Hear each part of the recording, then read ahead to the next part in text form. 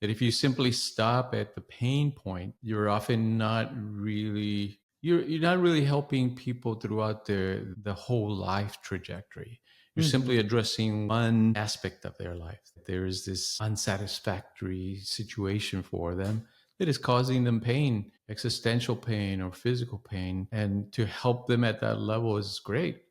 And if that is your calling to be a physician of the body, that's awesome, right? It's a great profession. But in coaching, we see that it transcends that. That yes, you can help All people. coaching should transcend the pain. People transcend their pain, build something, then go up to the higher level of knowledge and wisdom, where it becomes then a spiritual journey for them. Hello, welcome to another episode of Soul Sessions, a Jungian podcast. I am Debra Maldonado. And I am Dr. Rob.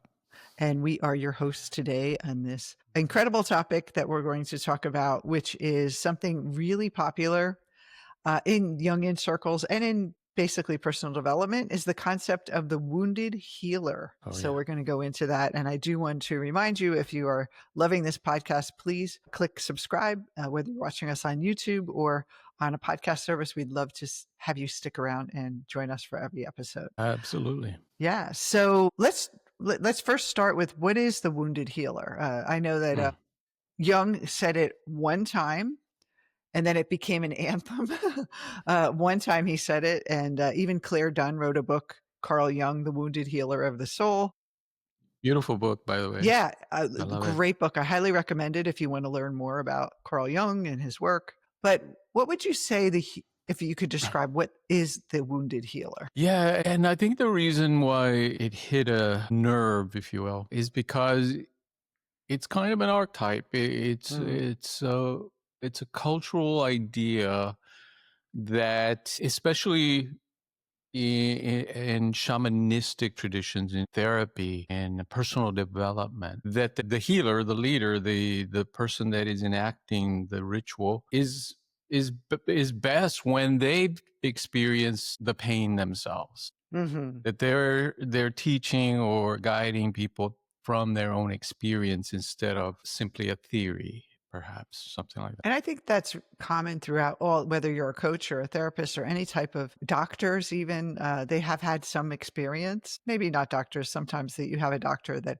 had some, and they want to help others with a certain illness or a certain challenge, or a family member that had that challenge. But for the most part, I see everyone has pain. Every person on earth has a painful life. I mean, life is painful. We can't escape it. We have things that happen. Life is suffering For everyone, right? And then there's some people that actually do something about it, or try to ask deeper questions. And those people, they start on that path to ask those deeper questions, and they learn so much, then they want to help others. So I think that's the trajectory of someone becoming either a therapist or coach or massage therapist or some kind of healer. They feel they've had pain, they found a way to work with it or cope with it or heal it, and then they want to help others because they want to be that helpful person. And just a note on Jung's own take on it.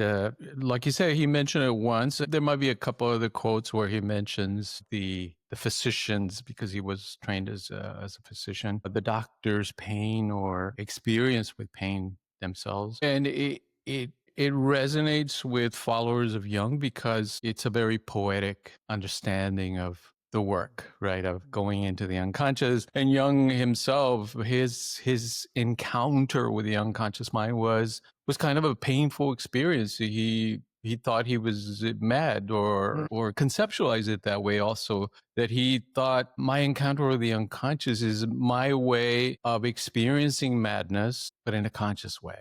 In other words, without madness, without losing my footing in reality, I'm able to experience what some of my patients are experiencing, and therefore it helps me understand how to help them. So there is that element. But if you look at the totality of his work, it's a very small piece of it, right? And we see it kind of blown out of proportion, perhaps. And how I see it, and I've been a receiver of tons of personal growth and a coach for over 20 years. And as I see that I would say a large majority of personal development is about healing pain.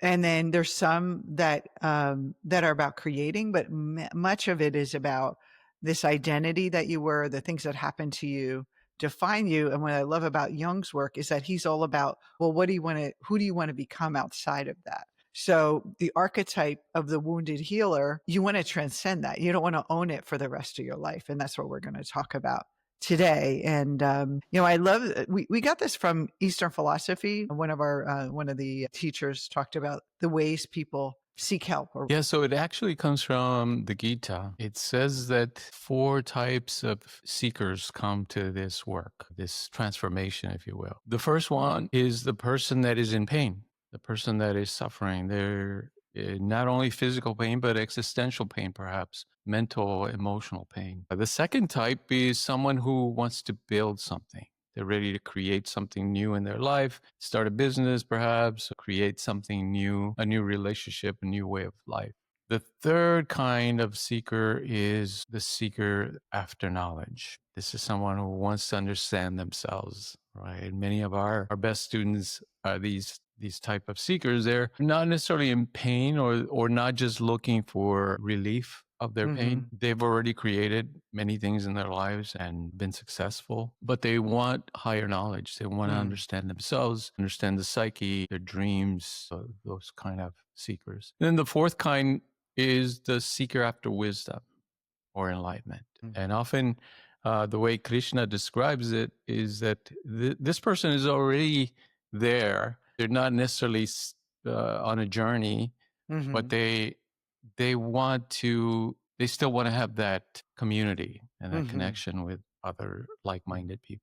So yeah, in coaching, what we see is very, very similar, that there are coaches and coaching programs that specifically address the pain, right? Pain And relief, therapy, of course. symptom relief. Yeah. Yeah. And therapy, of course, is one of those schools that are particularly focused on helping people that are in pain.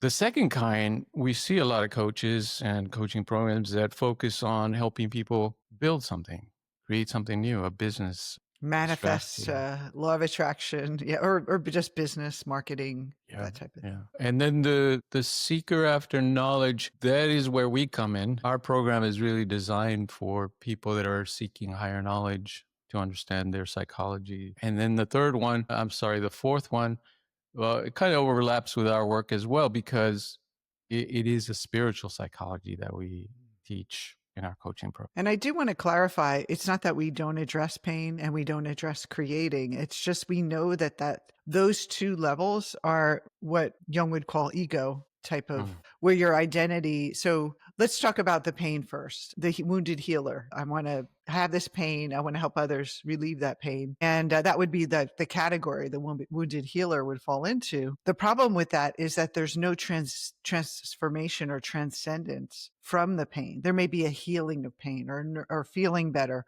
or learning how to cope with it. Having coping mechanisms and maybe breath work and, having your yoga and your balance and all those things, avoiding people that, are going to cause you harm and have boundaries. But those are all the self-concepts of that person, and the person kind of receiving the pain relief is all about the identity or the human identity, the ego, that sense of I. And there's nothing wrong with that. And I think it's a great place for everyone to start. And if all of you who are in more advanced, you could look back and say, yeah, I did start there. I started with just the problem, because it's really the entry point, right? With the entry point to seeking to change this. There's people that stay in pain and they don't even try to fix it. They just have a painful life. And then there's people that want to change and they want to grow and they want to improve themselves. Yeah. But the problem with a lot of the systems is it's ego-based. So you're building up this persona that's better, more confident, but you're still identifying with the past, that this thing happened to me and I'm a recovering person, or I'm a survivor of this problem. And you're still identifying that persona with the past. And so that wounded healer, then you are still kind of tethered to it in a way where you're not free to become anything else. Your identity is still hooked into the past, which can't be total freedom. And you could be, I see sometimes people re-stimulated of the pain. through helping others, they get actually triggered by it because it kind of brings up the same old stuff, and they haven't truly transcended it. They kind of know how to cope with it, but it's almost like going in a circle. And so you want to be able to go to the next level. Yeah, that's an interesting perspective, right? That the pain is a type of calling, yeah, because it can lead us, kind of nudge us out of our comfort zone to seek Mm. something different, to find a solution to our pain And and to then our. one way to begin the process of stepping out is to create something new. And then there's coaches out there that'll tell you how to reach a goal, get a goal, kind of again, be more confident, change your behavior, change how you feel so you can have this goal. Still ego based, but at least you're actually creating something. So it's sort of a transformational process. You start moving towards something new in the future versus just thinking of the past, healing the past over and over. And so that's a great step. The problem is that a lot of times when we create from the ego, we're trying to compensate from the past. So we're still tethered to the past that, I was nobody growing up, or my parents told me I wasn't going to amount to anything. So I'm going to create, a big successful business and help others or get a best-selling book. And then I can basically prove that I'm not that person anymore, or that I'm not, a loser or not good enough. And when we do it from that place, you can create from that place, but it's very unfulfilling because it's never enough at that point. So those two, I mean, there's that kind of staying in the pain and then creating it from ego, still not the full picture. Yeah, I love that because I worked as a therapist for many years. The end point was essentially simply to help the client transcend that pain. Right. That was the purpose. And I'm not saying that everybody works that way. Simply my training, my experience was one of helping clients get over their pain, right? And past that. And that was the end point. And essentially that if that was successful, that was a successful therapeutic process. The idea of creating something was what was attractive to me about coaching, that the emphasis was not necessarily ignoring the pain, but that the pain was seen as a potential for growth beyond the simply transcending the pain, but going into what else can I create? What am I here to do if I'm not here simply to suffer and experience this existential pain? What can I do with my time in this body? How Mm. can I express the full potential, let's say, of my life? And I think that creating, like I said before, being in the coaching industry, and I was up and coming in 2003, and that's the year that The Secret came out. So everyone was all about manifestation, and I had just graduated from my hypnotherapy and coaching training, and everyone wanted to manifest. Actually, one of my clients I worked with before The Secret came out, and I was telling him that your thoughts create your life, and telling him how the mind works. He was like blown away. And then he called me up and he's like, I hate that The Secret's out because I thought it was like our secret. Now everyone's going to know. I'm like, it's a good thing that everyone knows how their life is. But it kind of went the other way. So instead of like being stuck in the pain, it went to forget about who you were. You're going to be better if you create these things. So you could be better if you manifested the ideal partner, or you can be better if you manifested $1 million business or the mansion. And you see all the coaches with their fancy cars and their mansions that aren't really theirs, that they rented for the day to, get people, their egos all excited about like, my identity's going to be better if I have these things. So some people go through a lot when they create, and they work through some stuff and they learn about themselves, and there's nothing wrong with that. But I know that everyone I've worked with and everyone, my colleagues that I've been around, is that they know when they make the success that they realize that's not it, that that's not what they're looking for. They think they're looking for that success. And you can get really caught up in that circle of, the 6-figure coaching business and the 7-figure, and you can get almost like drunk with desire and wanting to be needed. And so and wanting to belong. And so all these personal stuff, personal shadow that you haven't really faced start coming, and complexes will kind of mask this need for success, and you'll have to come to terms with it eventually. And so that's what the sad part is that they skip forward thinking the external is really where the gift is, and they're very externalized. So this is where Jungian coaching comes in, and we do deal with the pain.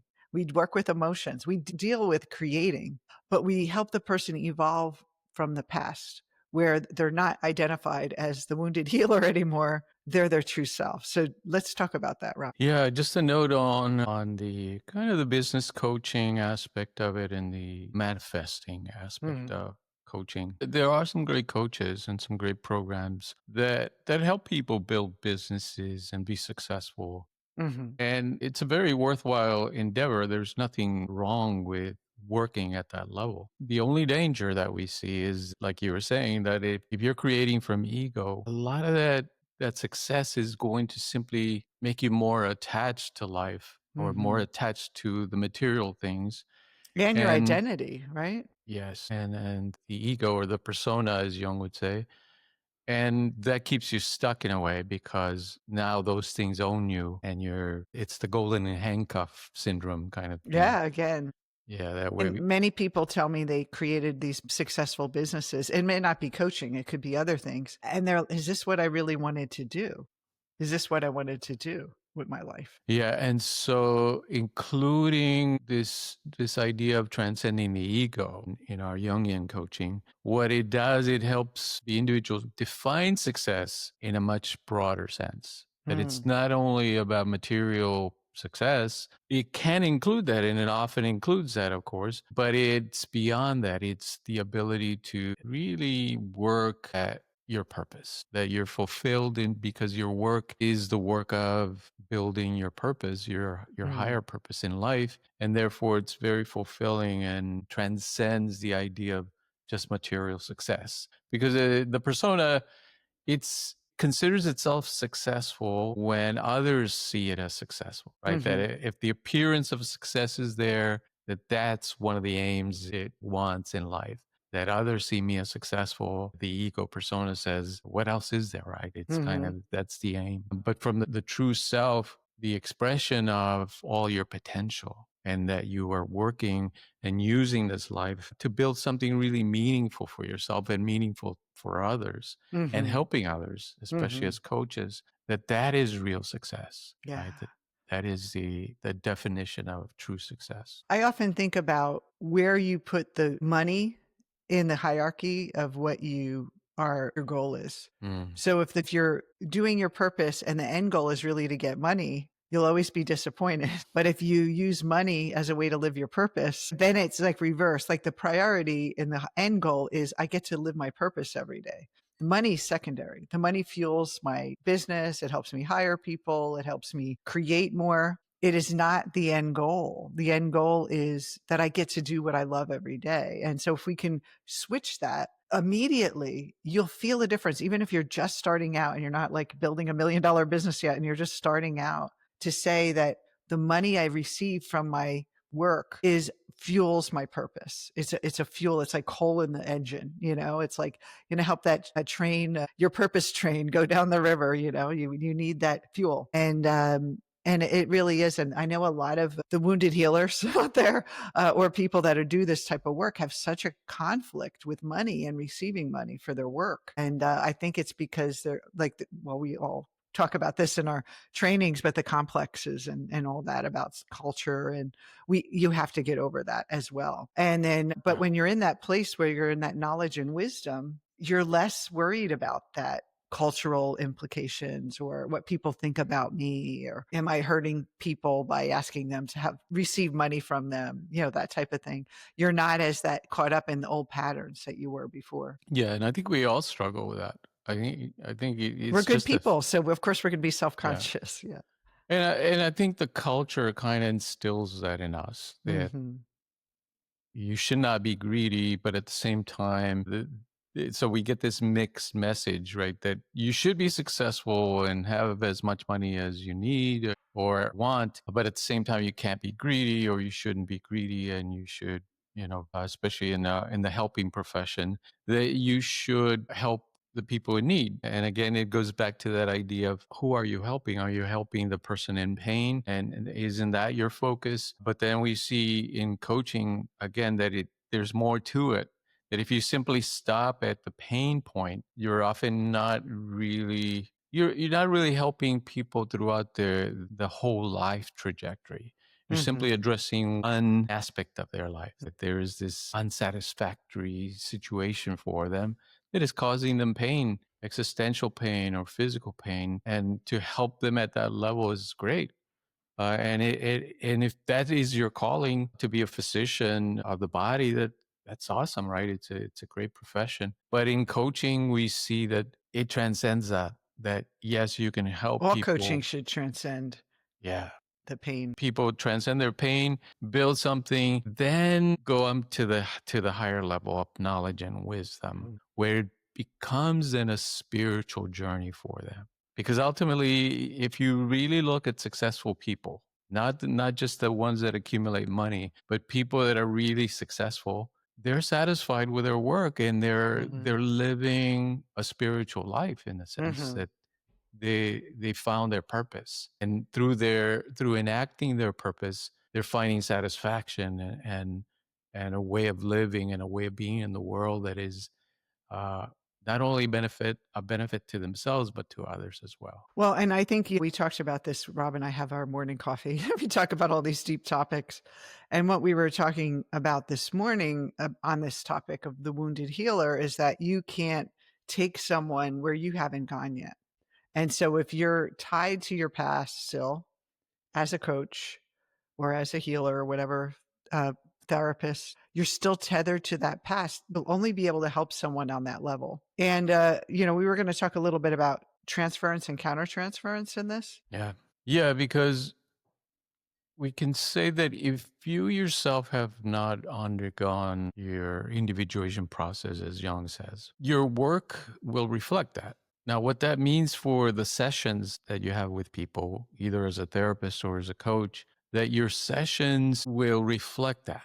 And they often reflect that unconsciously. Hmm.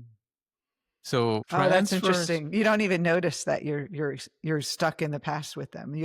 So yeah, you're saying that they're going to treat, for a better word, the person, patient or client as from that place. that's right. Yes, because you can only transmit what is in your psyche, what is in Mm. your mind. And the client will, in that space that we create, right, of those beautiful sessions between two people that are simply having this profound conversation, what is transmitted is not only the conscious content, more importantly, the unconscious. That is the direct transmission. So the more work you've done on yourself, the more you've More individuated. individuation, really, right? Yeah. In other words, the more you've transcended your ego and Mhm. your personal history, the better coach or therapist that you can be, because then what happens is you're transmitting the activation of deeper archetypes of transcendence in your client, where then their unconscious mind helps them perform or enact their own individuation process. So that transmission with coach and client is very important. And if you're in that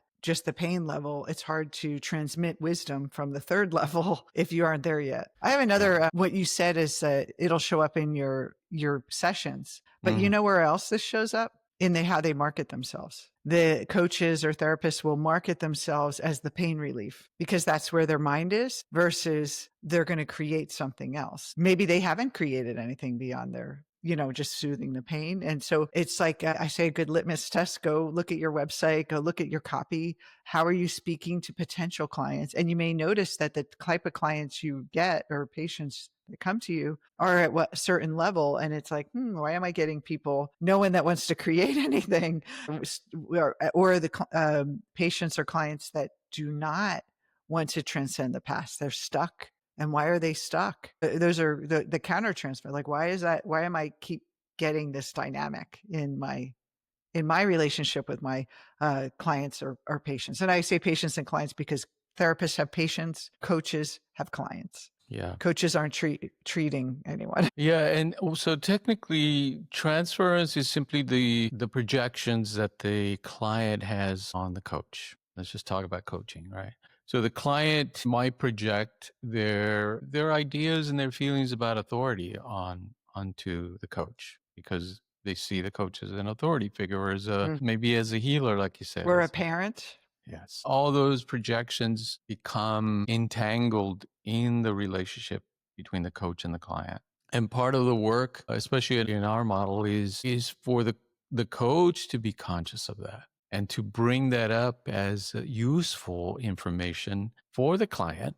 Because what it shows is how the client is interacting in other relationships outside of the coaching session. It's a good picture of what is happening out there in the world in the client's other relationships. When you bring it up as a coach, when you're able to make it conscious, the client is able to gain great insight from understanding their transference, their projections onto the coach. And so it's very useful. It's a very useful part of helping the client grow through the individuation process. Now, the other part is the countertransference that as a coach, as a Jungian coach, you have to be aware of what am I projecting onto the client?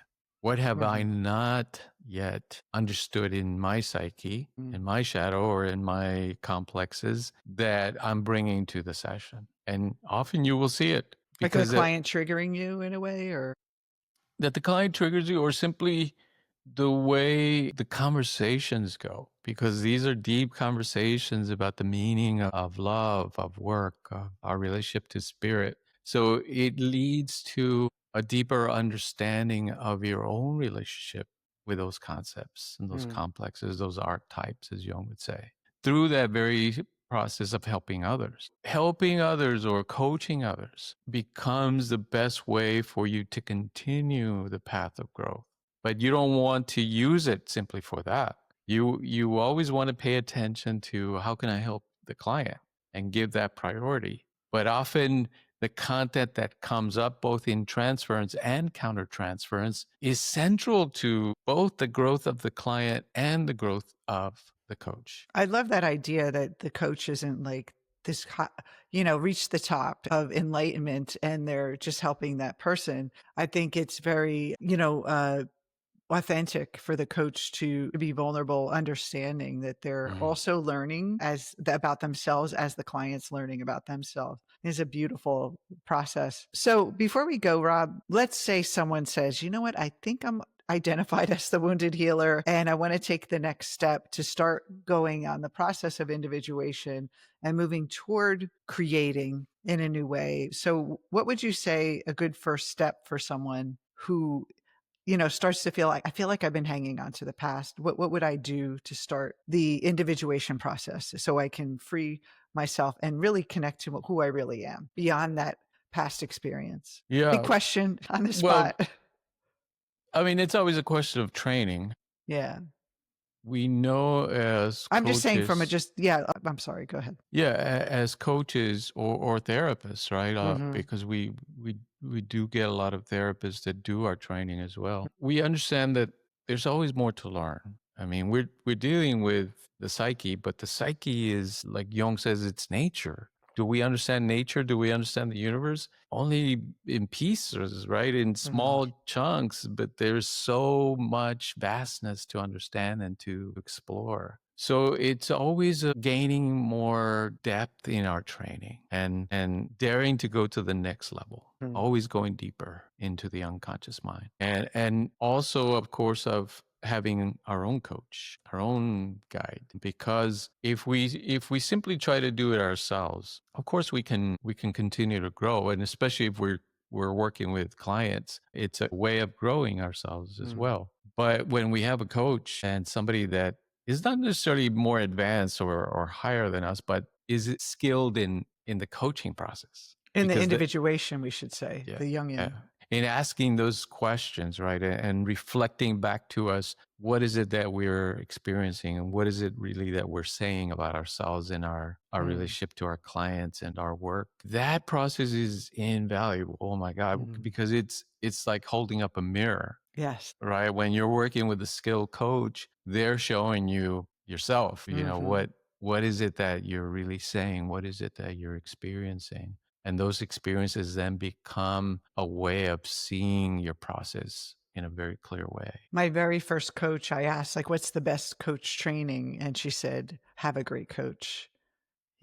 By having a good coach, you learn how to coach better because you're continuing to grow and learning. And I think that's really important. I think also maybe even a simpler step that they could take even before that would be the willingness and having a strong desire to let go of the past, to make a decision that you want to be free, that you've done your own, you've revisited this a million times. It's time for something else, to be willing to step away. And I think a lot of people, but I've heard, their fear is that if I let go of the past and that person who hurt me gets away with it, and how can I let go of that? It's almost a way, or I'll put myself in danger because I won't remember and protect myself. But I don't think that's true. I think just it's familiar to us. And so we want to stay in that repetition as a way of comfort. Our pain becomes comfortable in a way. And so it's very brave and courageous to say, I think I want to move on. I want to see who I am, who I really am outside of that old identity. But you have to make that decision first before taking on a coach. You have to be willing to let it go. Yeah, And the ego and is that, going to hang on. It's going to be like, but you don't let that that go. And, something terrible is going to happen if you stop.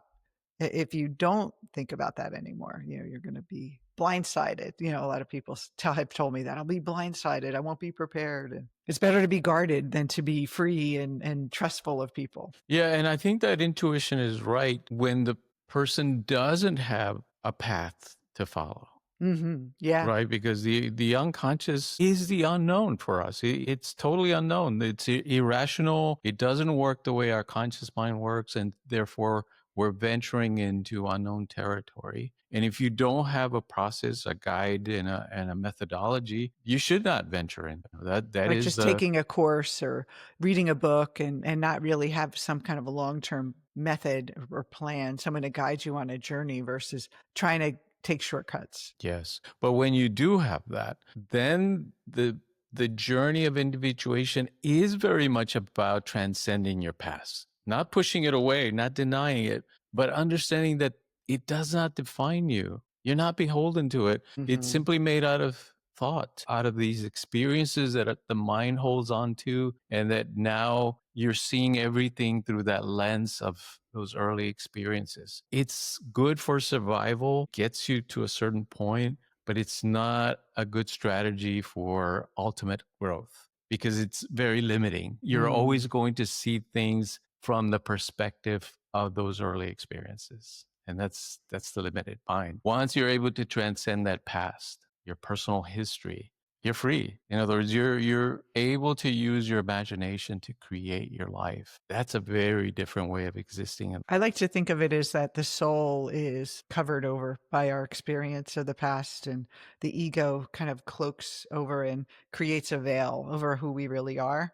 And all that kind of cloudiness is all the past experience. And then if we identify ourselves as that, we are stuck in ego. So individuation is really about transitioning from identifying with that ego and that past to remembering our soul and identifying with the soul, which is untouched by the past, unhurt by the past. It's pure potential. And so we have a choice now.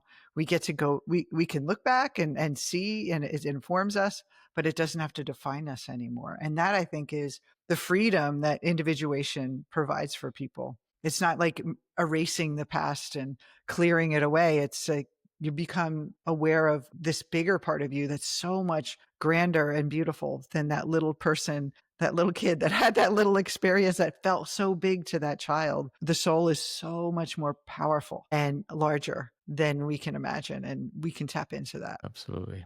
I love that. So what would be the opposite of the wounded healer, Rob? The You go from empowered, wounded healer to empowered leader? yes, the empowered coach, the The empowered empowered leader. coach. All right. Well, juicy conversation. Of those of you who are thinking about becoming a coach or already a coach, or therapists thinking, maybe I want to try some coaching. I want to do deep work with a different population. We're always here for you. We have our Jungian life coach training program. We have our next cohort starting in September, and we're almost halfway full. So please check it out in the show notes below. Little plug there for our program. And I hope this helps for you, whether you are receiving coaching or receiving therapy and ready to step on an invitation for you to go to the next level. And then if you're a coach or a therapist, maybe it's time to look at that marketing, look at your client base, how you're treating people or coaching people, and ask yourself, is there even a more advanced or a bigger way you can help someone in a higher capacity? All right. All right. All right. See you next week on Soul Sessions. Take care. See you soon.